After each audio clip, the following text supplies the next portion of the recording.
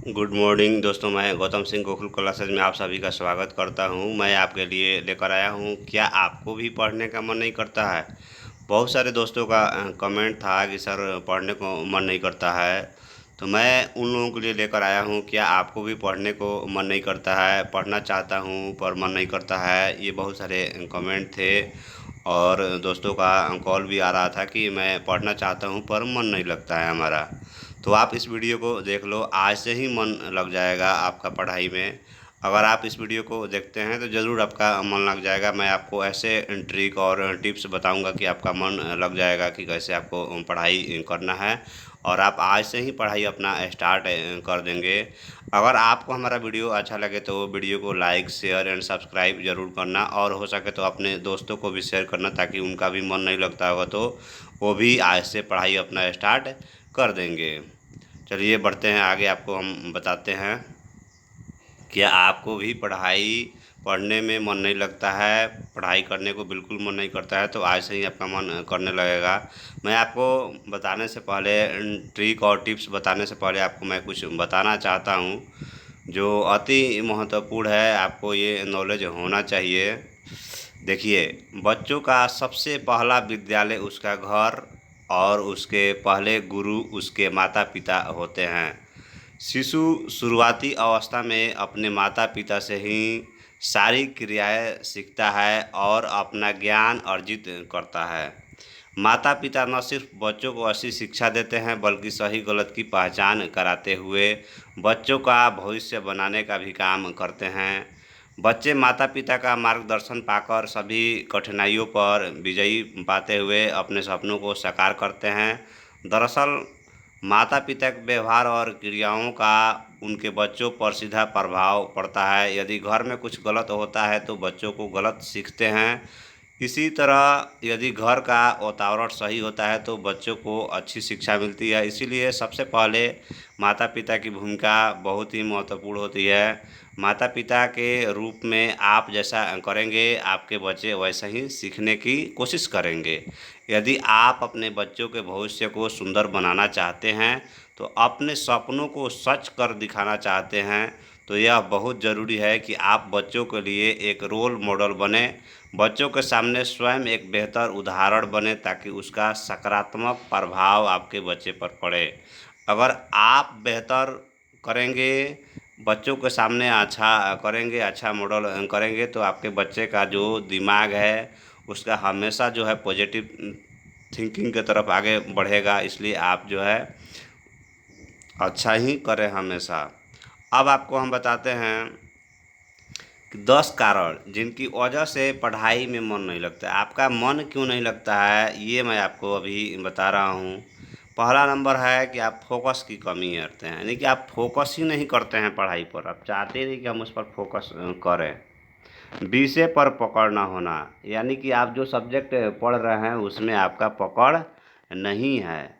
विषय में रुचि न होना, यानी कि जो आप विषय पढ़ते हैं उसमें आपका कोई इंटरेस्टेड नहीं है, आप उसमें रुचि नहीं रखते हैं। बहुत अधिक किताबों का होना, यानी कि किताब ज़्यादा आपके पास हो गया है।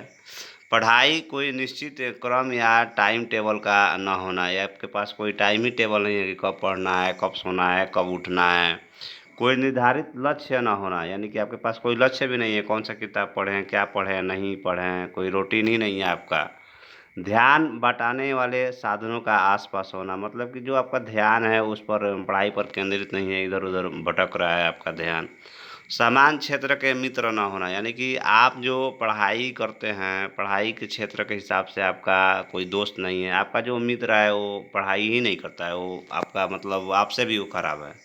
इसलिए पढ़ाई जो करता है मित्र आपका, उसके साथ आप मित्रता निभाइए। प्रेरणा की कमी होना, यानी आपके पास जो है इम्यूनिटी के साथ साथ आपका मतलब मानसिक भी है वो कमज़ोर है। आप चाहते ही नहीं कि हम बिल्कुल मतलब पढ़ें। किसी और क्षेत्र में रुचि होना, यानी कि आपका रुचि जो है किसी और फील्ड में है, मतलब पढ़ाई में नहीं है। कोई और काम में आपका मन लगता है लेकिन पढ़ाई में नहीं लगता है बिल्कुल ही। अब आइए आपको हम बताते हैं कि पढ़ाई में मन लगने का ट्रिक क्या है, क्या टिप्स हैं कि आप पढ़ने लगेंगे। ये हम आपको बताएंगे। सबसे पहले हमारा प्रेरणा ले, यानी कि गेट इंस्पिरेशन, यानी प्रेरणा किसी भी काम करने में हमारे लिए ये एक ट्रिक के जैसे काम करती है, किक के जैसे काम करती है। जिस तरह बाइक पे किक लगाने से वो स्टार्ट हो जाती है, यानी कि बाइक जो आप चलाते हैं उसमें किक लगाते हैं तो आपका स्टार्ट हो जाता है। लेकिन वो कितनी दूर जाएगी ये उसके फ्यूल पे डिपेंड करती है। ठीक उसी तरह कोई इंस्पिरेशन यानी कि कोई प्रेरणा या मोटिवेशन हमारे लिए स्टार्टर का काम करता है। अब स्टार्टर हो जाने के बाद हमारा काम कितना आगे बढ़ पाएगा ये तो हमारी उस काम को करने की एबिलिटी पैशन पे डिपेंड करता है। लेकिन उस फिर भी प्रेरणा कम से कम हमें एक मुश्किल काम को शुरू करने का मौका तो देती है, क्योंकि ये बहुत कठिन चीज़ है। तभी तो किसी ने कहा कहा है किसी काम की शुरुआती करना ही दुनिया का सबसे मुश्किल काम है। अगर आप शुरुआत ही नहीं करेंगे तो वो बहुत मुश्किल काम है। पहले आप इसे शुरुआत कीजिए, इसीलिए शुरू कीजिए और आगे बढ़िए। आप जो पहले शुरू कीजिए उसको अहमियत समझिए, अंडरस्टैंड वैल्यू, यानी कि अपने आप को अंडरस्टैंडिंग लाइए अपने अंदर, अहमियत समझिए अपने आप को। जैसे human is a selfie being, हम किसी भी काम को तब तक नहीं करते हैं जब तक कि हमें उससे कुछ मिले नहीं। सही बात है।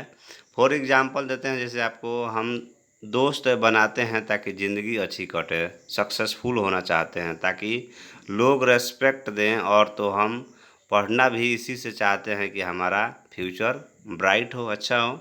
माहौल बनाइए, कहने का मतलब है क्रिएट एटमॉस्फेयर, यानी कि माहौल बनाइए एक पढ़ाई का। यानी कि किसी महान संत ने कहा है, आसन शुद्ध तो मन भी शुद्ध। यानी आसन शुद्ध तो मन भी शुद्ध। देखिए कितना अच्छा सेंटेंस है।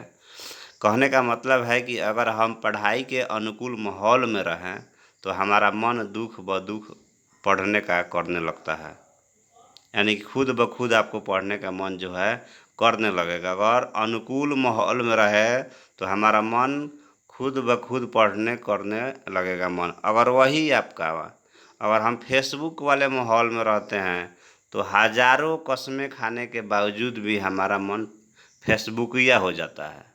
इसे साइंस की भाषा में लॉ ऑफ अट्रैक्शन कहते हैं, लॉ ऑफ अट्रैक्शन कहते हैं। यानी कि आपका अट्रैक्शन जो है वो फेसबुकिया के तरह हो जाएगा, न कि खुद ब खुद पढ़ने करने का जो है आपका मन हो जाएगा। इसलिए आसन शुद्ध तो मन शुद्ध, आसन शुद्ध तो मन भी शुद्ध, इस तरह का आप कीजिए। अट्रैक्शन लाइए अपने अंदर, माहौल बनाइए। अब देखिए दिमाग लगाएं, सेट माइंड।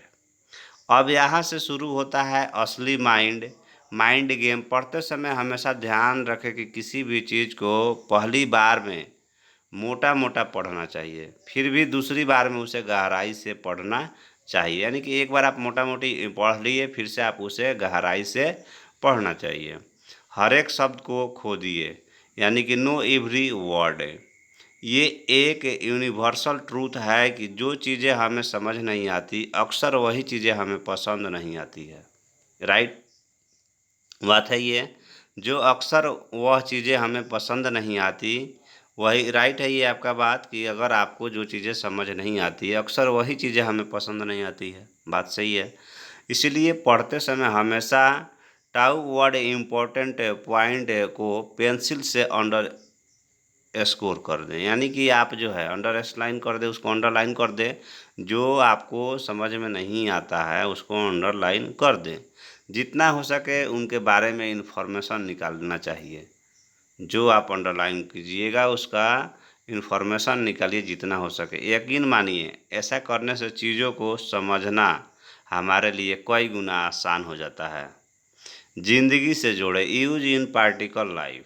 ये एक बहुत बड़ा फैक्ट है कि जब कोई चीज़ हमारी रोज़मर्रा की ज़िंदगी की हिस्सा बन जाती है तो हमारे लिए उसे भूल पाना आसान नहीं होता है। यानी ज़िंदगी से अगर आप जुड़ गए हैं, यानी कि पढ़ाई से जुड़ गए हैं, तो आपको भूलना आसान नहीं होगा।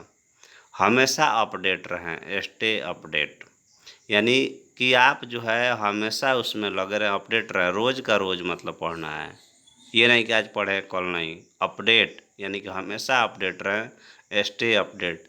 देखिए अमेरिका के world famous human relationship expert Dale Carnegie ने अपनी एक किताब में कहा था, how to influence people win friend में लिखा है वो आपको।